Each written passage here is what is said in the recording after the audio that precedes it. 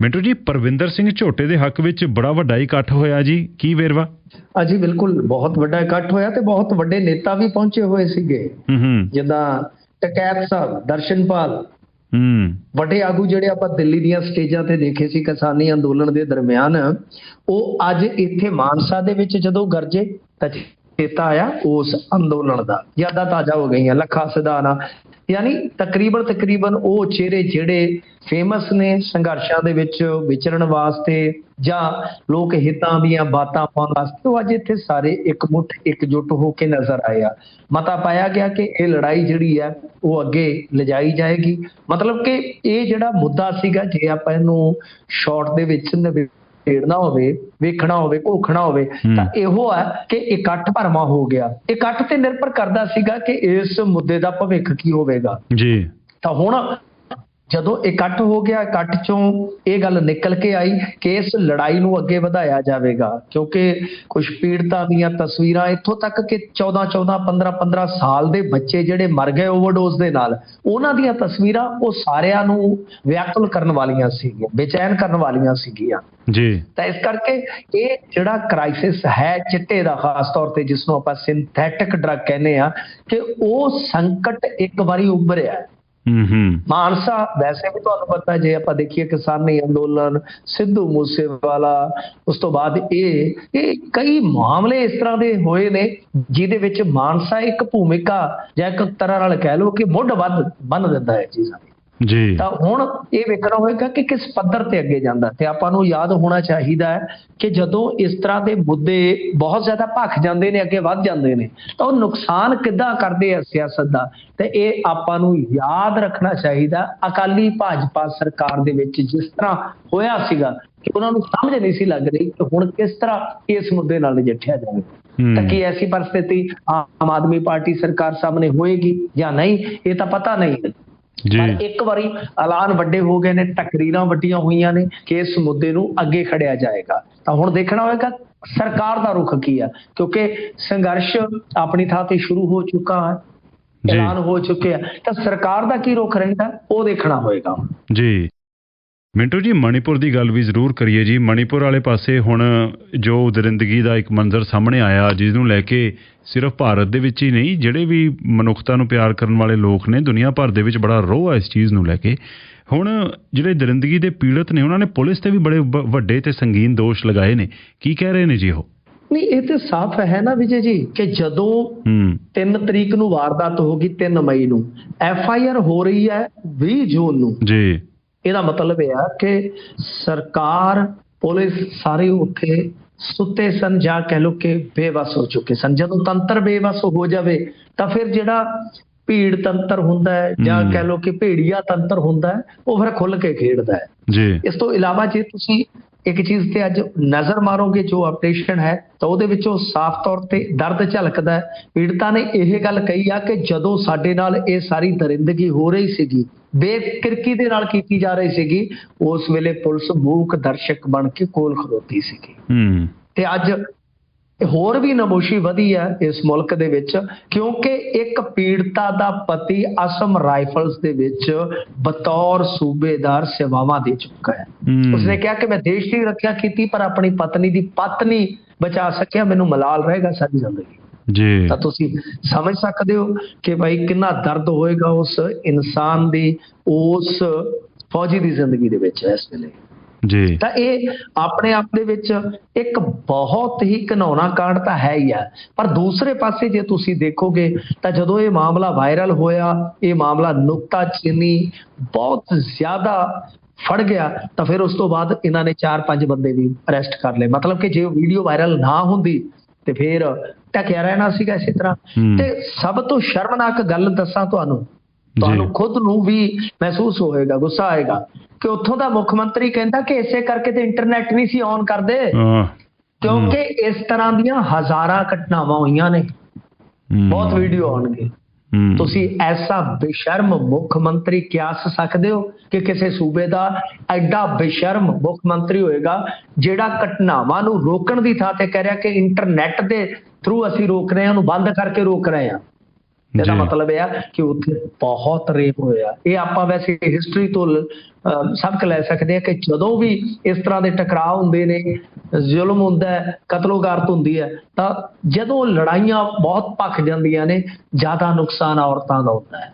ਜੀ ਤਾਂ ਉੱਥੇ ਜੋ ਹੋਇਆ ਤਾਂ ਉਹਦੇ ਵਿੱਚ ਆਪਾਂ ਦੇਖ ਸਕਦੇ ਹਾਂ ਕਿ ਕਿੱਡਾ ਬੇਸ਼ਰਮ ਮੁੱਖ ਮੰਤਰੀ। ਔਰ ਸਭ ਤੋਂ ਵੱਡੀ ਗੱਲ ਇਹ ਹੈ ਕਿ ਪ੍ਰਧਾਨ ਮੰਤਰੀ ਦਾ ਟਵੀਟ ਆਉਂਦਾ ਹੈ ਤਕਰੀਬਨ ਉੱਥੇ ਜਦੋਂ ਬਹੁਤ ਲੰਬਾ ਸਮਾਂ ਹੋ ਗਿਆ, ਮਈ ਤੋਂ ਲੈ ਕੇ ਜੁਲਾਈ ਤੱਕ, ਤਾਂ ਹੁਣ ਟਵੀਟ ਕੀਤਾ ਉਹਨਾਂ ਨੇ, ਕੱਲ ਗੁੱਸੇ ਵਾਲਾ ਟਵੀਟ ਕੀਤਾ ਸੀਗਾ। ਪਰ ਆਪਣੀ ਸਰਕਾਰ ਨੂੰ ਬਚਾਉਣ ਦੇ ਚੱਕਰ ਦੇ ਵਿੱਚ ਬਹੁਤ ਜ਼ਿਆਦਾ ਨਮੋਸ਼ੀਜਨਕ ਸਥਿਤੀ ਪੈਦਾ ਕਰ ਲਈ ਆ। ਅੱਜ ਜੇ ਤੁਸੀਂ ਵੇਖੋਗੇ ਤਾਂ ਬਰਤਾਨੀਆ ਦੀ ਪਾਰਲੀਮੈਂਟ ਦੇ ਵਿੱਚ ਵੀ ਇਹ ਮੁੱਦਾ ਉੱਠਿਆ। ਜੀ ਬਿਲਕੁਲ ਬਿਲਕੁਲ, ਦੁਨੀਆ ਭਰ ਦੇ ਵਿੱਚ ਜੀ ਕਾਫੀ ਜ਼ਿਆਦਾ ਇਸ ਗੱਲ ਨੂੰ ਲੈ ਕੇ ਗੱਲ ਹੋ ਰਹੀ ਹੈ ਤੇ ਹੋਣੀ ਚਾਹੀਦੀ ਵੀ ਹੈ ਜੀ, ਕਿਉਂਕਿ ਬੜੀ ਇਹ ਮੰਦਭਾਗੀ ਘਟਨਾ ਅਜਿਹੀ ਉੱਥੇ ਵਾਪਰੀ ਜਿਹੜੀ ਸ਼ਰਮ ਦੇ ਨਾਲ ਸਿਰ ਝੁਕਦਾ ਵੀ ਹੋ ਕੀ ਰਿਹਾ ਅੱਜ ਕੱਲ੍ਹ ਦੇ ਇਸ ਯੁੱਗ ਵਿੱਚ। ਤੇ ਇਹੀ ਜਿਹੜੀ ਤੁਸੀਂ ਕੱਲ ਗੱਲ ਹਾਈਲਾਈਟ ਕੀਤੀ ਸੀ ਮਿੰਟੂ ਜੀ, ਉਹ ਬੜੀ ਇੰਪੋਰਟੈਂਟ ਹੈ ਇਸ ਸਾਰੀ ਦੀ ਸਾਰੀ ਗੱਲਬਾਤ ਦੇ ਵਿੱਚ ਯਾਦ ਰੱਖਣੀ ਕਿ ਜੇ ਮਣੀਪੁਰ ਦੇ ਵਿੱਚ ਕਿਸੇ ਹੋਰ ਪਾਰਟੀ ਦੀ ਸਰਕਾਰ ਹੁੰਦੀ, ਜੇ ਸੱਤਾ ਦੇ ਵਿੱਚ ਕੋਈ ਹੋਰ ਪਾਰਟੀ ਹੁੰਦੀ, ਤਾਂ ਸੈਂਟਰ ਦਾ ਰਿਐਕਸ਼ਨ ਬੜਾ ਹੋਰ ਵੱਖਰੇ ਕਿਸਮ ਦਾ ਹੋਣਾ ਸੀ, ਬੜਾ ਸਵਿਫਟ ਰਿਐਕਸ਼ਨ ਹੋਣਾ ਸੀ, ਨਾ ਕਿ 77 ਦਿਨਾਂ ਬਾਅਦ ਉਸ ਘਟਨਾ ਦੇ 77 ਡੇਜ਼ ਮਗਰੋਂ ਕਾਰਵਾਈ ਹੋਣੀ ਸੀ। ਜੀ ਬਿਲਕੁਲ ਵਿਜੇ ਜੀ, ਇਹ ਬਹੁਤ ਮਹਿੰਗਾ ਵੀ ਪੈ ਸਕਦਾ ਹੈ ਕਿਉਂਕਿ ਅਰੁਣਾਚਲ ਪ੍ਰਦੇਸ਼ ਤੇ ਦਾਅਵਾ ਕਰਦਾ ਹੈ ਚੀਨ। ਨਾਰਥ ਈਸਟ ਦੇ ਵਿੱਚ ਜੇ ਇਨਸਰਜੈਂਸੀ ਇਸੇ ਤਰ੍ਹਾਂ ਵੱਧਦੀ ਗਈ ਨਾ, ਤਾਂ ਫਰਜ਼ ਕਰੋ ਕਿ ਉੱਥੇ ਹਥਿਆਰ ਸੁੱਟ ਦਿੱਤੇ ਜਾਂਦੇ ਆ। ਜਿਹੜੇ ਪਹਿਲਾਂ ਹੀ ਬਾਗੀ ਗਰੁੱਪ ਭੱਜੇ ਹੋਏ ਸੀ ਉਹ ਦੁਬਾਰਾ ਸੰਗਠਿਤ ਹੋ ਕੇ ਆ ਚੁੱਕੇ ਨੇ ਮੈਦਾਨ 'ਚ। ਜੇ ਉਹਨਾਂ ਨੂੰ ਫਾਈਨੈਂਸ਼ੀਅਲੀ ਜਾਂ ਹਥਿਆਰਾਂ ਦੇ ਤੌਰ ਤੇ ਸਪੋਰਟ ਮਿਲਣੀ ਸ਼ੁਰੂ ਹੋ ਜਾਂਦੀ ਹੈ ਤਾਂ ਤੁਸੀਂ ਦੇਖੋ ਕਿ ਕਿੰਨੀ ਖਤਰਨਾਕ ਸਥਿਤੀ ਉਤਪੰਨ ਹੋ ਸਕਦੀ ਹੈ ਉੱਥੇ ਜੀ। ਤੇ ਇਹ ਨਹੀਂ ਭੁੱਲਣਾ ਚਾਹੀਦਾ। ਤਾਂ ਇਸ ਮਾਮਲੇ 'ਚ ਇੱਕ ਹੋਰ ਵੀ ਦੁਖਦ ਪਹਿਲੂ ਹੈ ਕਿ ਇੱਕ ਪੀੜਤਾ ਦਾ ਜਿਹੜਾ ਭਾਈ ਸੀਗਾ ਉਹ ਆਇਆ ਬਚਾਉਣ, ਉਹਨੂੰ ਵੀ ਕੁੱਟ-ਕੁੱਟ ਕੇ ਮਾਰ ਦਿੱਤਾ ਫਿਰ। ਜੀ ਇਹ ਤਾਂ ਸੀਰੀਜ਼ ਆਫ ਸ਼ੇਮਫੁਲ ਇਵੈਂਟਸ ਹੈਗੀ ਹੈ ਜੀ। ਹੁਣ ਦੇਖਦੇ ਹਾਂ ਇਹਦੇ ਵਿੱਚ ਅੱਗੇ, ਮਤਲਬ ਹੁਣ ਦੇਖੋ ਨਿਆਂ ਅਜਿਹੇ ਇਸ਼ੂਜ਼ ਦੇ ਵਿੱਚ ਨਾ ਮਿੰਟੂ ਜੀ ਅਕਸਰ ਹੁੰਦਾ ਵੀ ਨਿਆਂ ਮਿਲਣਾ ਚਾਹੀਦਾ। ਨਿਆਂ ਦੇ ਵਿੱਚ ਇਹ ਵੀ ਦੋਸ਼ੀਆਂ ਨੂੰ ਕਟਹਿਰੇ ਦੇ ਵਿੱਚ ਖੜੇ ਕੀਤਾ ਜਾਵੇ, ਪਰ ਜਿਨ੍ਹਾਂ ਦੇ ਨਾਲ ਇਸ ਤਰ੍ਹਾਂ ਦੀ ਵਾਰਦਾਤ ਹੋ ਗਈ, ਨਿਆਂ ਕਿਹੜੇ ਪੱਧਰ ਦਾ ਹੈ ਜਿਹੜਾ ਕਿ ਉਹਨਾਂ ਦੀ ਜ਼ਿੰਦਗੀ ਨੂੰ ਮੁੜ ਕੇ ਨੋਰਮਲਾਈਜ਼ ਕਰਨ ਦੀ ਸਮਰੱਥਾ ਰੱਖਦਾ? ਇਹ ਗੱਲ ਸਮਝ ਨਹੀਂ ਆਉਂਦੀ ਕਿ ਇਹਦੇ ਵਿੱਚ ਇਹ ਨਹੀਂ ਹੈ ਵੀ ਕਿਸੇ ਦਾ ਕੋਈ ਸਾਮਾਨ ਚੋਰੀ ਹੋ ਗਿਆ, ਕਿਸੇ ਦਾ ਕੋਈ ਮਾਲੀ ਨੁਕਸਾਨ ਹੋਇਆ। ਇਹ ਤੇ ਜ਼ਿੰਦਗੀ ਦਾ ਇੱਕ ਆਧਾਰ, ਜਿਹੜੀ ਤੁਹਾਡੀ ਸੈਲਫ ਐਸਟੀਮ ਦਾ ਆਧਾਰ ਹੈ, ਉਹਦੇ ਉੱਪਰ ਇਸ ਤਰ੍ਹਾਂ ਦੀ ਕਸੱਟ ਹੈ ਇਹ ਕਿ ਉਹ ਕਿਹੜੇ ਪੱਧਰ ਦਾ ਨਿਆਂ ਹੋਏਗਾ ਜਿਹੜਾ ਕਿ ਉਸ ਨੂੰ ਮੁੜ ਤੋਂ ਉਸ ਵਿਅਕਤੀ ਦੀ ਸੈਲਫ ਐਸਟੀਮ ਨੂੰ ਬਹਾਲ ਕਰ ਸਕੇਗਾ। ਜੀ ਬਿਲਕੁਲ, ਦੇਖੋ ਇਹ ਤਾਂ ਹੁਣ ਗੱਲ ਇਹ ਆ ਕਿ ਸਾਲ 2 ਸਾਲ 4 ਸਾਲ 5 ਸਾਲ 10 ਸਾਲ ਦੀ ਕੈਦ ਹੋ ਜਾਊਗੀ ਹਾਰਡਲੀ। ਉਸ ਤੋਂ ਬਾਅਦ ਉਹ ਬੰਦੇ ਤਾਂ ਫੇਰ ਆ ਜਾਣਗੇ ਬਾਹਰ। ਪਰ ਜੋ ਉਹਨਾਂ ਦੀ ਰੂਹ ਤੇ ਸੱਲ ਹੈ, ਜੋ ਉਹਨਾਂ ਦੀ ਰੂਹ ਤੇ ਫੱਟ ਹੈ ਪੀੜਤਾਂ ਦੀ, ਮੈਨੂੰ ਲੱਗਦਾ ਕਿ ਨਹੀਂ ਭਰ ਸਕਦੀ, ਕੋਈ ਦਵਾ ਨਹੀਂ ਭਰ ਸਕਦੀ, ਕੋਈ ਸਜ਼ਾ 5-10 ਸਾਲ ਦੀ 20 ਸਾਲ ਦੀ ਸਜ਼ਾ ਉਹ ਜ਼ਖਮ ਨਹੀਂ ਭਰ ਸਕਦੀ। ਬਿਲਕੁਲ ਦਰੁਸਤ ਫਰਮਾਇਆ ਤੁਸੀਂ ਵਿਜੇ ਜੀ। ਮਿੰਟੂ ਜੀ ਅੱਛਾ ਇਹ ਵੀ ਦੱਸਿਓ, ਹੁਣ ਗੁਰਬਾਣੀ ਪ੍ਰਸਾਰਣ ਵਾਲੇ ਮਾਮਲੇ ਦੇ ਵਿੱਚ ਇਹ ਲੱਗਦਾ ਸੀਗਾ ਕਿ ਸਥਿਤੀ ਲੱਗਦਾ ਸੀ ਵੀ ਹੁਣ ਮੇ ਵੀ ਕਿਸੇ ਨਾ ਕਿਸੇ ਹਿਸਾਬ ਨਾਲ ਅੱਗੇ ਪੱਧਰੇ ਰਾਹ ਤੇ ਪੈ ਜਾਵੇ, ਕਿਉਂਕਿ ਕੰਟਰੋਵਰਸੀ ਤਾਂ ਫੇਰ ਵੀ ਸੀਗੀ, ਪਰ ਉਹ ਲੱਗਦਾ ਸੀ ਵੀ ਜਿਵੇਂ ਦੱਬੀ ਜਿਹੀ ਗਈ ਕੰਟਰੋਵਰਸੀ, ਪਰ ਹੁਣ ਦੁਬਾਰਾ ਤੋਂ ਕੰਟਰੋਵਰਸੀ ਮੁੜ ਉੱਭਰ ਆਈ ਆ। ਹੁਣ ਨਵੀਂ ਡਿਵੈਲਪਮੈਂਟ ਕੀ ਹੋਈ ਹੈ ਜੀ? ਹਾਂਜੀ ਦੇਖੋ, 2 ਚੀਜ਼ਾਂ ਹੋਈਆਂ ਨੇ। ਇੱਕ ਤੇ ਇਹ ਆ ਕਿ ਅੱਜ ਸਿੰਘ ਸਾਹਿਬ ਗਿਆਨੀ ਰਘਬੀਰ ਸਿੰਘ ਜਥੇਦਾਰ ਸ੍ਰੀ ਅਕਾਲ ਤਖਤ ਸਾਹਿਬ, ਉਹਨਾਂ ਨੇ ਪ੍ਰੈਸ ਨੋਟ ਜਾਰੀ ਕਰ ਦਿੱਤਾ। ਉਹ ਕਹਿੰਦੇ ਜੀ ਕਿ ਸੰਗਤਾਂ ਬਹੁਤ ਦੇਰ ਤੋਂ ਮੰਗ ਕਰ ਰਹੀਆਂ ਕਿ ਕਮੇਟੀ ਆਪਣਾ ਚੈਨਲ ਆਰੰਭ ਕਰੇ। ਉਹਨਾਂ ਨੇ ਆਪਣਾ YouTube ਚੈਨਲ ਸ਼ੁਰੂ ਕਰਨ ਦਾ ਫੈਸਲਾ ਕੀਤਾ, ਚਲੋ ਚੰਗੀ ਗੱਲ ਆ। ਪਰ ਹੁਣ ਸੰਗਤਾਂ ਇਹ ਮੰਗ ਕਰ ਰਹੀਆਂ ਨੇ ਕਿ ਦੇਖੋ ਹਰੇਕ ਜਗ੍ਹਾ ਤੇ ਸਮਾਰਟਫੋਨ ਮੌਜੂਦ ਨਹੀਂ ਹੈ, ਹਰੇਕ ਜਗ੍ਹਾ ਤੇ ਇੰਟਰਨੈਟ ਨਹੀਂ ਹੁੰਦਾ, ਸੋ ਸੰਗਤਾਂ ਕਿਤੇ ਨਾ ਕਿਤੇ ਟੈਲੀਵਿਜ਼ਨ ਤੇ ਡਿਪੈਂਡ ਨੇ। ਲਿਹਾਜ਼ਾ ਸੈਟੇਲਾਈਟ ਚੈਨਲ ਜਦੋਂ ਤੱਕ ਸ਼ੁਰੂ ਨਹੀਂ ਹੁੰਦਾ ਤਦ ਤੱਕ ਬਈ ਇਹ ਪ੍ਰਸਾਰਣ ਜਿਉਂਦਾ ਤਿਉਂ ਜਾਰੀ ਰਹਿਣਾ ਚਾਹੀਦਾ ਹੈ। ਅੱਛਾ, ਇੱਕ ਇਬਾਰਤ ਵੇਖੋ ਕਿਸ ਤਰ੍ਹਾਂ ਇਹ ਸਾਰੀ ਸਿਰਜੀ ਗਈ ਕਿ ਕੁਝ ਦਿਨ ਤੋਂ, ਪਿਛਲੇ 3-4 ਦਿਨ ਤੋਂ ਪਰਮਜੀਤ ਸਿੰਘ ਸਰਨਾ, ਕਰਨੈਲ ਸਿੰਘ ਪੀਰ ਮੁਹੰਮਦ ਜਾਂ ਹੋਰ ਅਕਾਲੀ ਆਗੂ ਬਿਲਕੁਲ ਇਸੇ ਤਰ੍ਹਾਂ ਦੀ ਡਿਮਾਂਡ ਰੱਖ ਰਹੇ ਸਨ ਪਬਲਿਕ ਡੋਮੇਨ ਚ ਆ ਕੇ ਕਿ ਭਾਈ ਇਹ ਤਾਂ ਦੇਖੋ ਜੀ ਪ੍ਰਸਾਰਣ ਨਹੀਂ ਰੁਕਣਾ ਚਾਹੀਦਾ ਹਾਲੇ ਜਦੋਂ ਤੱਕ ਬੰਦੋਬਸਤ ਨਹੀਂ ਹੁੰਦੇ। ਤਾਂ ਠੀਕ ਉਸੇ ਤਰ੍ਹਾਂ ਦੀ ਸ਼ਬਦਾਵਲੀ ਪ੍ਰੈਸ ਨੋਟ ਜਿਹੜਾ ਜਾਰੀ ਕੀਤਾ ਗਿਆ, ਅਜੀਤ ਸਿੰਘ ਨਿੱਜੀ ਸਹਾਇਕ ਨੇ ਸਿੰਘ ਸਾਹਿਬ ਦੇ, ਤਾਂ ਉਹਨਾਂ ਵੱਲੋਂ ਜਿਹੜਾ ਪ੍ਰੈਸ ਨੋਟ ਜਾਰੀ ਕੀਤਾ ਗਿਆ ਜਿਹਦੇ ਵਿੱਚੋਂ ਮੈਂ ਅੰਸ਼ ਸੁਣਾਏ ਨੇ ਤੁਹਾਨੂੰ, ਉਹ ਬਿਲਕੁਲ ਹੂ ਬਹੂ ਆ ਜੀ।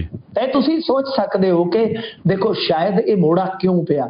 ਮੋੜਾ ਇਉਂ ਪਿਆ ਕਿ ਜਿਹੜੇ ਰਾਜਪਾਲ ਸਾਹਿਬ ਆ ਉਹਨਾਂ ਨੇ ਇਹਨਾਂ ਦੇ ਸੋਧ ਬਿੱਲ ਤੇ ਤਾਂ ਮੋਹਰ ਲਾਈ ਹੋਈ ਨਹੀਂ ਜੀ। ਤਾਂ ਇੱਕ ਧੜੇ ਨੇ ਸ਼ਾਇਦ ਇਤਰਾਜ਼ ਪ੍ਰਗਟਾਇਆ ਕਿ ਜੋ ਤੁਸੀਂ ਸਰਕਾਰ ਦਾ ਦਬਾਅ ਮੰਨ ਰਹੇ ਹੋ ਇਹ ਸਰਕਾਰ ਨੂੰ ਉੱਤੇ ਲਿਆਉਣ ਵਾਲੀ ਗੱਲ ਆ, ਅਕਾਲੀ ਦਲ ਨੂੰ ਇਹ ਹੇਠਾਂ ਕਰੇਗਾ। ਤਾਂ ਫਿਰ ਉਹ ਜਿਹੜਾ ਦਬਾਅ ਸੀਗਾ ਕਿਤੇ ਨਾ ਕਿਤੇ ਉਸਨੇ ਇਹ ਸਾਰੀ ਗੇਮ ਘੁਮਾ ਦਿੱਤੀ ਆ। ਇਸ ਘੁੰਮੀ ਗੇਮ ਦੇ ਵਿੱਚ ਫਿਰ ਮਾਨ ਸਾਹਿਬ ਵੀ ਆ ਗਏ, ਤੁਹਾਨੂੰ ਪਤਾ ਉਹ ਤੇ ਮੌਕਾ ਛੱਡਦੇ ਹੀ ਨਹੀਂ। ਉਹ ਕਹਿੰਦੇ ਜੀ ਕਿ ਦੇਖੋ ਇਹ ਤੇ ਗਲਤ ਗੱਲ ਆ, ਤੁਸੀਂ ਫ੍ਰੀ ਟੂ 에ਅਰ ਕਰੋ, ਸਾਰਿਆਂ ਨੂੰ ਮੌਕਾ ਦਿਓ, ਜੇ ਤੁਹਾਡੇ ਕੋਲ ਬੰਦੋਬਸਤ ਨਹੀਂ ਉਹ ਕਹਿੰਦੇ ਸਾਨੂੰ ਦਿਓ ਮੌਕਾ, ਅਸੀਂ 24 ਘੰਟੇ ਦੇ ਅੰਦਰ ਅੰਦਰ ਚੈਨਲ ਤਿਆਰ ਕਰ ਦਿਆਂਗੇ। ਉਹਨਾਂ ਨੇ ਤੇ ਮੈਨੂੰ ਲੱਗਦਾ ਕਿ ਚੈਨਲ ਤਿਆਰ ਕਰਕੇ ਰੱਖਿਆ ਹੋਇਆ, ਬਸ ਚਾਬੀ ਦੇ ਕੇ ਛੱਡਣਾ ਹੀ ਆ ਜੀ। ਵੈਸੇ ਇਹੋ ਜਿਹੀ ਤਿਆਰੀ ਕਾਸ਼ ਕਿਤੇ ਆ ਜਿਹੜੇ ਨਿਕਾਸੀ ਵਾਲੇ ਨਾਲੇ ਆ ਦਰਿਆ ਸਾਡੇ ਚੰਗੀ ਤਰ੍ਹਾਂ ਇਹਨਾਂ ਦੀ ਵੀ ਹੋ ਜਾਂਦੀ ਤਾਂ ਸਫਾਈ ਸਫੂਈ ਤੇ ਠੀਕ ਸੀਗਾ। ਜਿਹੜੀ ਤਿਆਰੀ ਚੈਨਲ ਵਾਲੇ ਮਾਮਲੇ 'ਚ ਤਾਂ ਪਹੁੰਚੋ ਕਿ ਪੀਟੀਸੀ ਨੂੰ ਪ੍ਰਸਾਰਣ ਦਾ ਇੱਕ ਵਾਰੀ ਫੇਰ ਮੌਕਾ ਮਿਲ ਗਿਆ ਜੀ। ਨਿਚੋੜ ਕੱਢੀ ਆਪਾਂ ਇਸ ਸਾਰੇ ਘਟਨਾਕ੍ਰਮ ਦਾ ਤਾਂ ਪੀਟੀਸੀ ਫਾਇਦੇ ਦੇ ਵਿੱਚ ਹਾਲੇ ਵੀ ਰਹਿ ਗਿਆ ਕਿਉਂਕਿ ਕੰਟਰੈਕਟ ਖਤਮ ਹੋਣ ਜਾ ਰਿਹਾ ਸੀਗਾ 23 ਜੁਲਾਈ ਨੂੰ। ਤਾਂ ਦੂਸਰੇ ਪਾਸੇ ਹੁਣ ਇਹ ਇੱਕ ਮੌਕਾ ਜਿਹੜਾ ਉਹਨਾਂ ਦੇ ਕੋਲ ਰਹੇਗਾ ਤੇ ਇਹਦੀ ਕੋਈ ਮਿਆਦ ਵੀ ਨਹੀਂ। ਹੁਣ ਸੈਟਲਾਈਟ ਚੈਨਲ ਐ ਨਹੀਂ ਕਿਹਾ ਐਸਜੀਪੀਸੀ ਨੇ ਕਿ ਬਈ ਅਸੀਂ 5 ਦਿਨਾਂ 'ਚ ਸ਼ੁਰੂ ਕਰ ਦਿਆਂਗੇ, 5 ਮਹੀਨਿਆਂ 'ਚ ਸ਼ੁਰੂ ਕਰ ਦਿਆਂਗੇ। ਤਾਂ ਇਹ ਸਮਾਂ ਕਿੰਨਾ ਹੁੰਦਾ, ਇਹਦੀ ਮਿਆਦ ਕਿੰਨੀ ਹੁੰਦੀ, ਕੋਈ ਕੁਝ ਨਹੀਂ ਕਹਿ ਸਕਦਾ ਜੀ। ਮਿੰਟੂ ਜੀ, ਟਰਾਂਸਪੋਰਟ ਮਹਿਕਮੇ ਵੱਲੋਂ ਰਾਹਤ ਦੀ ਰਾਸ਼ੀ ਦੇਣ ਤੋਂ ਮਨਾ ਕਰ ਦਿੱਤਾ ਗਿਆ, ਇਨਕਾਰ ਕਰ ਦਿੱਤਾ ਗਿਆ, ਕੀ ਵੇਰਵਾ ਜੀ ਇਸ ਗੱਲ ਦਾ? ਦੇਖੋ ਇਹ ਕੀ ਹੋਇਆ ਸੀਗਾ ਕਿ ਤੁਹਾਨੂੰ ਯਾਦ ਹੋਣਾ ਹਿਮਾਚਲ ਦੇ ਵਿੱਚ ਟਰਾਂਸਪੋਰਟ ਮਹਿਕਮੇ ਦੇ 2 ਮੁਲਾਜ਼ਮ ਸੀਗੇ ਜਿਹੜੇ ਡਰਾਈਵਰ ਤੇ ਕੰਡਕਟਰ। ਉਹ ਉੱਥੇ ਆਪਣੀ ਡਿਊਟੀ ਕਰ ਰਹੇ ਸੀਗੇ, ਸਵਾਰੀਆਂ ਛੱਡਣ ਗਏ, ਲੈਣ ਗਏ ਤਾਂ ਉਹ ਘਿਰ ਗਏ ਸਨ ਹੜ੍ਹ ਦੇ ਵਿੱਚ ਤੇ ਦੋਨਾਂ ਦੀ ਹੀ ਸਮਝਿਆ ਜਾਂਦਾ ਮੌਤ ਹੋ ਗਈ। ਇੱਕ ਦੀ ਲਾਸ਼ ਮਿਲ ਗਈ, ਇੱਕ ਦੀ ਡੈਡ ਬੋਡੀ ਸ਼ਾਇਦ ਹਾਲੇ ਤੱਕ ਨਹੀਂ ਸੀਗੀ ਮਿਲੀ, 2 ਦਿਨ ਪਹਿਲਾਂ ਤੱਕ ਜੀ। ਬਾਅਦ ਦੇ ਵਿੱਚ ਹੋਇਆ ਸੀਗਾ ਕਿ ਇਹ ਕਹਿੰਦੇ ਸਨ ਕਿ ਥੋੜਾ ਜਿਹਾ ਮੁਆਵਜ਼ਾ ਲੈ ਲਓ। ਹੁਣ ਦੇਖੋ ਜਿਹੜੇ ਕੱਚੇ ਕਰਮਚਾਰੀ ਇਹਨਾਂ ਨੂੰ ਤਾਂ ਵਿਚਾਰਿਆਂ ਨੂੰ 6000 8000 10000 ਇੰਨੀ ਕੋਈ ਸੈਲਰੀ ਮਿਲਦੀ ਆ, ਪਰ ਡਿਊਟੀ ਇਹਨਾਂ ਦੀ ਉਹੀ ਸਖਤ ਆ। ਤਾਂ ਜਦੋਂ ਇਹਨਾਂ ਦੀ ਡੈਥ ਹੋ ਗਈ ਤਾਂ ਇਹਨਾਂ ਨੇ ਥੋੜਾ ਜਿਹਾ ਮੁਆਵਜ਼ਾ ਆਖਿਆ ਸੀ, ਫਿਰ ਲਾਸ਼ ਰੱਖ ਕੇ ਉਹਨਾਂ ਨੇ ਪ੍ਰਦਰਸ਼ਨ ਵੀ ਕੀਤਾ ਸੀ ਘਰ ਵਾਲਿਆਂ ਨੇ। ਤਾਂ ਇਹਨਾਂ ਨੇ ਕਿਹਾ ਸੀਗਾ ਕਿ ਅਸੀਂ 25 ਲੱਖ ਰੁਪਈਆ ਦੇਵਾਂਗੇ, ਪਰ ਹੁਣ ਖਬਰ ਇਹ ਆ ਰਹੀ ਹੈ ਕਿ ਟਰਾਂਸਪੋਰਟ ਮਹਿਕਮੇ ਨੇ ਇਨਕਾਰ ਕਰ ਦਿੱਤਾ ਹੈ ਕਿ ਅਸੀਂ ਨਹੀਂ ਦੇਵਾਂਗੇ, ਅਸੀਂ ਨਹੀਂ ਦੇਵਾਂਗੇ। ਤਾਂ ਇਹ ਆਪਣੇ ਆਪ ਦੇ ਵਿੱਚ ਇੱਕ ਤਰ੍ਹਾਂ ਨਾਲ ਕਹਿ ਲਓ ਕਿ ਅਜੀਬੋ-ਗਰੀਬ ਪਰਿਸਥਿਤੀ ਹੈ ਕਿ ਤੁਸੀਂ ਉਸ ਵੇਲੇ ਸੰਸਕਾਰ ਕਰਾਉਣ ਵਾਸਤੇ ਤੇ ਕਹਿ ਦਿੱਤਾ ਕਿ ਹਾਂਜੀ ਅਸੀਂ ਮੁਆਵਜ਼ਾ 25 ਲੱਖ ਦੇ ਦੇਵਾਂਗੇ ਤੇ ਦੂਸਰੇ ਪਾਸੇ ਮੁੱਖ ਮੰਤਰੀ ਦਾ ਦਫ਼ਤਰ ਕਹਿ ਰਿਹਾ ਹੈ ਕਿ ਫਿਲਹਾਲ ਨਹੀਂ ਕੀਤਾ ਗਿਆ ਕੋਈ ਫੈਸਲਾ, ਜਲਦੀ ਕੀਤੀ ਜਾਵੇਗੀ ਮੀਟਿੰਗ। ਤੇ ਇਹ ਬਹੁਤ ਗਲਤ ਗੱਲ ਆ। ਵੈਸੇ ਜੇ ਤੁਸੀਂ ਦੇਖੋਗੇ ਤਾਂ ਕੋਵਿਡ ਦੇ ਦੌਰਾਨ ਵੀ ਇਸੇ ਤਰ੍ਹਾਂ ਹੋਇਆ ਸੀਗਾ ਕਿ ਬੜਬੜ ਦਾ ਇੱਕ ਡਰਾਈਵਰ ਸੀਗਾ ਮੁੰਡਾ, ਉਹ ਬਾਹਰ ਗਿਆ ਸੀਗਾ ਇਸੇ ਤਰ੍ਹਾਂ ਡਿਊਟੀ ਤੇ, ਤਾਂ ਉਹਦੀ ਵੀ ਡੈਥ ਹੋ ਗਈ ਸੀਗੀ ਕਰੋਨਾ ਕਰਕੇ। ਤਾਂ ਉਹਨੂੰ ਵੀ ਮੁਆਵਜ਼ਾ ਹਿਸਾਬ ਲਾ ਲਓ ਪਿਛਲੀ ਸਰਕਾਰ 'ਚ ਨਹੀਂ ਮਿਲਿਆ ਪਰਿਵਾਰ ਨੂੰ, ਹੁਣ ਜਾ ਕੇ ਇਸ ਸਰਕਾਰ ਦੇ ਵਿੱਚ ਮਿਲਿਆ ਹੈ। ਤਾਂ ਇਹਨਾਂ ਨੇ ਉਦੋਂ ਜ਼ਿੰਮੇਵਾਰੀ ਓਟੀ ਸੀ ਕਿ ਜੇ ਸਾਡੀ ਸਰਕਾਰ ਬਣ ਗਈ ਤੇ ਅਸੀਂ ਇਹਨੂੰ ਮੁਆਵਜ਼ਾ ਦਿਵਾਵਾਂਗੇ ਜਾਂ ਦੇਵਾਂਗੇ। ਤਾਂ ਅੱਜ ਤੁਸੀਂ ਦੇਖੋ ਕਿ ਜਿਹੜੀ ਸਰਕਾਰ ਪਿਛਲੇ ਸਰਕਾਰ ਦੇ ਮਾਮਲੇ 'ਚ ਜੋ ਉਕਾਈ ਹੋਈ ਸੀਗੀ ਉਸ ਉਕਾਈ ਨੂੰ ਪੂਰੀਆਂ ਕਰਦੀ ਹੈ। ਅੱਜ ਉਸ ਸਰਕਾਰ ਦੇ ਕਾਰਜਕਾਲ ਦੇ ਦੌਰਾਨ ਵੀ ਵੈਸੀ ਹੀ ਪਰਿਸਥਿਤੀ ਆ ਗਈ ਹੈ। ਤਾਂ ਖੈਰ ਹਿਮਾਚਲ ਦੇਵੇਗਾ ਕਹਿੰਦੇ ਜੀ 4-4 ਲੱਖ ਰੁਪਇਆ, ਟਰਾਂਸਪੋਰਟ ਮਹਿਕਮਾ 4-5 ਲੱਖ, ਬਾਕੀ ਅਦਾਇਗੀ ਕਹਿੰਦੇ ਆ ਜੀ ਕਿ ਮੁੱਖ ਮੰਤਰੀ ਦਾ ਦਫ਼ਤਰ ਕਰ ਦੇਵੇਗਾ। ਯਾਨੀ ਟਰਾਂਸਪੋਰਟ ਮਹਿਕਮੇ ਨੇ ਕਿਹਾ ਕਿ ਅਸੀਂ 25 ਲੱਖ ਰੁਪਏ ਦਾ ਬੰਦੋਬਸਤ ਨਹੀਂ ਕਰ ਸਕਦੇ। ਮਿੰਟੂ ਜੀ, ਕਿਹੜੇ ਵਿਧਾਇਕ ਨੇ ਜਿਨ੍ਹਾਂ ਦੇ ਖਿਲਾਫ ਹੁਣ ਕਰਮਚਾਰੀਆਂ ਨੇ ਮੋਰਚਾ ਖੋਲ ਦਿੱਤਾ? ਦੇਖੋ ਇਹ ਬਹੁਤ ਐਕਟਿਵ ਰਹਿੰਦੇ ਨੇ। ਪਹਿਲਾਂ ਆਰਟੀਆਈ ਐਕਟਿਵਿਸਟ ਵੀ ਸੀਗੇ, ਬੜਾ ਕੰਮ ਕੀਤਾ ਇਹਨਾਂ ਨੇ। ਚੱਡਾ ਸਾਹਿਬ, ਦਿਨੇਸ਼ ਚੱਡਾ ਜੀ, ਰੋਪੜ ਤੋਂ। ਦਰਅਸਲ ਕੀ ਹੈ ਕਿ ਇਹਨਾਂ ਦੇ ਖਿਲਾਫ ਇਹਨਾਂ ਦੇ ਉੱਥੋਂ ਦੇ ਕਰਮਚਾਰੀਆਂ ਨੇ ਮੋਰਚਾ ਖੋਲਿਆ। ਉਹ ਕਹਿੰਦੇ ਕਿ ਜੀ ਪਹਿਲਾਂ ਤਾਂ ਰਿਕਾਰਡ ਨਿੱਜੀ ਦਫ਼ਤਰ ਦੇ ਵਿੱਚ ਮੰਗਵਾਇਆ ਗਿਆ ਜਿਹੜਾ ਕਿ ਗਲਤ ਹੈ, ਫਿਰ ਉਸ ਤੋਂ ਬਾਅਦ ਲਾਈਵ ਕੀਤਾ ਗਿਆ, ਜਲੀਲ ਕੀਤਾ ਗਿਆ, ਸਾਨੂੰ ਕੋਸਿਆ ਗਿਆ। ਤੇ ਦੂਸਰੇ ਪਾਸੇ ਜਿਹੜੇ ਵਿਧਾਇਕ ਦੇ ਸਮਰਥਕ ਨੇ ਉਹਨਾਂ ਨੇ ਮੋਰਚਾ ਇਹਨਾਂ ਦੇ ਬਰੋਬਰ ਖੋਲ ਦਿੱਤਾ। ਉਹ ਕਹਿੰਦੇ ਜੀ ਕਿ ਭ੍ਰਿਸ਼ਟਾਖੋਰੀ ਦੇ ਖਿਲਾਫ ਮੁਹਿੰਮ ਕਿੰਨਾ ਗਲਤ ਹੋ ਸਕਦੀ ਹੈ ਆਪਣੀ। ਯਾਨੀ ਦੋਵੇਂ ਧਿਰਾਂ ਜਿਹੜੀਆਂ ਨੇ ਇੱਕ ਦੂਜੇ ਦੇ ਸਾਹਮਣੇ ਆ ਗਈਆਂ ਤੇ ਯੂਨੀਅਨ ਜਿਹੜੀ ਬਣੀ ਹੋਈ ਅੱਜ ਕੱਲ੍ਹ ਕਰਮਚਾਰੀਆਂ ਦੀ, ਮੁਲਾਜ਼ਮਾਂ ਦੀ ਯੂਨੀਅਨ ਹੁੰਦੀ ਆ, ਤਾਂ ਉਹਨਾਂ ਨੇ ਕਿਹਾ ਕਿ ਅਸੀਂ ਤੇ ਬਾਈ ਹੁਣ ਇਹਦੇ ਤੇ ਸੰਘਰਸ਼ ਕਰਾਂਗੇ। ਮਤਲਬ ਕਿ ਹੁਣ ਇੱਕ ਵਾਰੀ ਉੱਥੇ ਵੀ ਵਿਵਾਦ ਛਿੜਦਾ ਨਜ਼ਰ ਆ ਰਿਹਾ ਰੋਪੜ ਦੇ ਵਿੱਚ, ਜਿੱਥੇ ਕਿ ਹੜ੍ਹ ਬਹੁਤ ਆਏ ਸੀ ਜੀ। ਪਿੱਛੇ ਜੇ ਹੜ੍ਹ ਬਹੁਤ ਆਏ ਸੀ, ਚੱਡਾ ਸਾਹਿਬ ਕਾਫੀ ਐਕਟਿਵ ਨਜ਼ਰ ਆ ਰਹੇ ਸੀਗੇ। ਤੇ ਇਹ ਵੈਸੇ ਜਦੋਂ ਦੀ ਆਮ ਆਦਮੀ ਪਾਰਟੀ ਸਰਕਾਰ ਆਈ ਆ, ਤੁਸੀਂ ਕਿਤੇ ਨਾ ਕਿਤੇ ਦੇਖਦੇ ਹੋਵੋਗੇ ਕਿ ਅਕਸਰ ਇਹਨਾਂ ਦੇ ਵਿਧਾਇਕ ਜਿਹੜੇ ਆ ਉਹ ਮੁਲਾਜ਼ਮਾਂ ਕਰਮਚਾਰੀਆਂ ਦੇ ਨਾਲ ਉਲਝ ਜਾਂਦੇ ਆ ਜਾਂ ਉਲਝਣ ਪੈ ਜਾਂਦੀ ਆ ਜੀ। ਇਹ ਹੁਣ ਦੇਖਣਾ ਹੋਏਗਾ ਕਿ ਗੱਲ ਕਿੱਥੋਂ ਤੱਕ ਜਾਂਦੀ ਆ, ਪਰ ਕਾਫੀ ਮਾਮਲਾ ਇਹ ਭਖਿਆ ਹੋਇਆ ਜੀ। ਤੇ ਮਿੰਟੂ ਜੀ, ਇੱਕ ਗੱਲ ਇਹ ਵੀ ਸੰਖੇਪ ਦੇ ਵਿੱਚ ਕਰ ਲਈਏ ਕਵਰ, ਕਿਉਂਕਿ ਕਾਫੀ ਇਹਦੇ ਚਰਚੇ ਚੱਲ ਰਹੇ ਨੇ ਪੋਲੀਟੀਕਲ ਸਰਕਲਸ ਦੇ ਵਿੱਚ। ਜਦੋਂ ਦੇ ਸੁਖਦੇਵ ਸਿੰਘ ਢੀਂਡਸਾ ਹੁਣ ਉੱਧਰ ਨਰਿੰਦਰ ਮੋਦੀ ਉਹਨਾਂ ਦੀ ਤਾਰੀਫ ਕਰ ਰਹੇ ਨੇ, ਤੇ ਹੁਣ ਸੁਖਦੇਵ ਸਿੰਘ ਢੀਂਡਸਾ ਦਾ ਇਹ ਕਹਿਣਾ ਵੀ ਵੱਡੇ ਬਾਦਲ ਸਾਹਿਬ ਦੇ ਫੌਤ ਹੋਣ ਮਗਰੋਂ ਕਹਿੰਦੇ ਅਕਾਲੀ ਦਲ ਦੇ ਵਿੱਚ ਸਭ ਤੋਂ ਸੀਨੀਅਰ ਮੈਂ ਹੀ ਆ, ਫਿਰ ਜਿਹੜਾ ਬਣਦਾ ਵਾਰਸ ਆ ਅਕਾਲੀ ਦਲ ਦਾ ਲੀਡਰਸ਼ਿਪ ਦੇ ਪੁਆਇੰਟ ਆਫ ਵਿਊ ਤੋਂ, ਉਹ ਕਹਿੰਦੇ ਫਿਰ ਸੁਖਦੇਵ ਸਿੰਘ ਢੀਂਡਸਾ ਤੋਂ ਇਲਾਵਾ ਹੋਰ ਕੋਈ ਨਾਮ ਹੈ ਹੀ ਨਹੀਂ। ਹਾਂਜੀ ਬਿਲਕੁਲ, ਆਪੇ ਮੈਂ ਰੱਜੀਪੋ ਜੀ, ਆਪੇ ਮੇਰੇ ਬੱਚੇ ਜੀ। ਇਹ ਤੇ ਸਾਫ਼ ਹੀ ਹੈ, ਜਿਵੇਂ ਦੇਵਮਾਨ ਕਹਿੰਦਾ ਜੀ ਉਪ ਮੁੱਖ ਮੰਤਰੀ ਬਣਾ ਦਿਓ ਦਲਿਤਾਂ ਦਾ, ਤੇ ਉਹ ਕਹਿੰਦੇ ਜੀ ਕੌਣ, ਤੁਸੀਂ ਵੀ ਉਹ ਕਹਿੰਦੇ ਜੀ ਹਾਂ ਕਾਬਲ ਹੋਣਾ ਚਾਹੀਦਾ, ਤੇ ਮੈਂ ਵੀ ਕਾਬਲਾਂ ਦੀ ਕਤਾਰ 'ਚ ਆ। ਤਾਂ ਉਸੇ ਤਰ੍ਹਾਂ ਢੀਂਡਸਾ ਸਾਹਿਬ ਵੀ ਕਹਿੰਦੇ ਕਿ ਜੀ ਮੈਂ ਸਭ ਤੋਂ ਸੀਨੀਅਰ ਆ, ਤਾਂ ਫਿਰ ਵਾਰਸ ਤੇ ਮੈਂ ਹੀ ਆ। ਅੱਛਾ, ਇਧਰ ਤੇ ਪੰਜਾਬ ਦੀ ਪੋਲਿਟਿਕਸ 'ਚ ਜੇ ਤੁਸੀਂ ਦੇਖੋਗੇ ਤਾਂ ਇਸ ਵੇਲੇ ਉਹਨਾਂ ਦਾ ਐਕਟਿਵਿਜ਼ਮ ਜ਼ੀਰੋ ਨਜ਼ਰ ਆਏਗਾ ਤੁਹਾਨੂੰ, ਸਰਗਰਮੀ ਬਿਲਕੁਲ ਹੈ ਨਹੀਂ ਗੀ ਉਹਨਾਂ ਦੀ ਜੀ। ਤੇ ਦੂਜੀ ਗੱਲ ਇਹ ਆ ਜਿਹੜੀ ਅਕਾਲੀ ਪੈ ਗਏ ਆ, ਉਹ ਅਕਾਲੀ ਕਹਿੰਦੇ ਕਿ ਵੇਖੋ ਜੀ ਇਹ ਤੇ ਬਿਲਕੁਲ RSS ਵਾਲੇ ਏਜੰਡਾ ਚਲਾ ਰਹੇ ਆ। ਅਸਲ 'ਚ ਕੀ ਹੋਇਆ ਸੀਗਾ ਕਿ ਜਦੋਂ ਇਹਨਾਂ ਨੇ NDA ਵਾਲਿਆਂ ਨੇ ਉੱਥੇ ਇਕੱਠ ਕੀਤਾ ਸੀਗਾ, ਤਾਂ ਦੋ ਵੱਡੇ ਨਾਮ ਜਿਹੜੇ ਸੀ ਯਾਦ ਕੀਤੇ ਗਏ ਜੀ, ਬਾਲਾ ਸਾਹਿਬ ਠਾਕਰੇ, ਫਿਰ ਇਸ ਤੋਂ ਇਲਾਵਾ ਬਾਦਲ ਸਾਹਿਬ। ਤਾਂ ਫਿਰ ਇਹਨਾਂ ਨੂੰ ਮੰਨਿਆ ਗਿਆ ਕਿ ਉਹਨਾਂ ਦੇ ਪੈਰੋਕਾਰ ਇੱਥੇ ਮੌਜੂਦ ਹੈ, ਉਹਨਾਂ ਦੇ ਵਾਰਸ ਇੱਥੇ ਮੌਜੂਦ ਆ। ਤਾਂ ਇਹਨਾਂ ਨੇ ਉਦਣ ਦਾ ਇਹ ਪੱਟਾ ਜਿਹੜਾ ਸੀਗਾ ਉਹ ਬਿਲਕੁਲ ਗੁੱਟ ਤੇ ਬੰਨ ਲਿਆ ਕਿ ਦੇਖੋ ਆਪਾਂ ਨੂੰ ਤਾਂ ਨਿਸ਼ਾਨੀ ਮਿਲ ਗਈ ਆ ਕਿ ਆਪਾਂ ਮੋਸਟ ਸੀਨੀਅਰ ਆ। ਤਾਂ ਖੈਰ ਇਹ ਹੁਣ ਢੀਂਡਸਾ ਸਾਹਿਬ ਜਾਣਦੇ ਆ ਕਿ ਹਾਂ ਠੀਕ ਆ ਸੀਨੀਅਰ ਨੇ, ਤਾਂ ਉਹਨਾਂ ਦੀ ਉੱਥੇ ਅੱਛੀ ਵੁਕਤ ਆ ਬਾਈ। ਪਰ ਗੱਲ ਇਹ ਆ ਕਿ ਚਲੋ ਠੀਕ ਆ ਸੀਨੀਅਰ ਨੇ, ਇਹਦੇ 'ਚ ਕੋਈ ਸ਼ੱਕ ਨਹੀਂ, ਬਹੁਤ ਲੰਬਾ ਸਮਾਂ ਉਹਨਾਂ ਨੇ ਰਾਜਨੀਤੀ 'ਚ ਗੁਜ਼ਾਰਿਆ ਬਾਦਲ ਸਾਹਿਬ ਤੋਂ ਬਾਅਦ। ਠੀਕ ਹੈ, ਉਮਰ ਦੇ ਲਿਹਾਜ਼ ਨਾਲ ਜਾਂ ਤਜਰਬੇ ਦੇ ਲਿਹਾਜ਼ ਨਾਲ ਜੋ ਸੀਨੀਅਰ ਗਿਣਦੇ, ਤਾਂ ਚਲੋ ਆਪਾਂ ਉਹਨਾਂ ਦਾ ਦਾਅਵਾ ਖਾਰਜ ਨਹੀਂ ਕਰਦੇ।